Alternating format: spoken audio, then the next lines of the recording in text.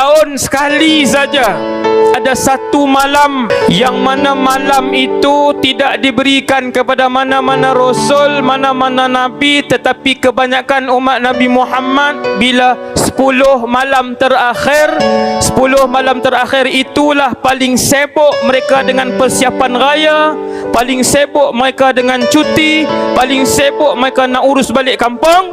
Maka terlepas kebanyakan umat Nabi Muhammad, Lailatul Qadri khairun min alfi syahr.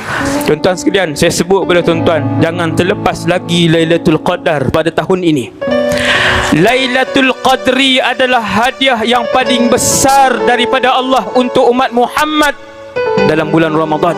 Paling kurang umat Nabi Muhammad nak dapat Lailatul Qadar, kata seorang alim, paling kurang Isya berjemaah, Tarawih dan Subuh berjemaah, insya-Allah dapat Lailatul Qadar. Jaga 3 semayang ni sepanjang bulan Ramadan, pulun sikit, insya-Allah dapat Lailatul Qadar. Cukuplah 30 kali Lailatul Qadar yang terlepas dari hidup kita. Allah Ta'ala kata, kamu lupa, wahai para malaikat, bentangkan amalan dia, tunjuk video dekat dia, apa yang dia buat. Allah Ta'ala tunjuk. Kita pun tengok kita sendiri main game waktu tu.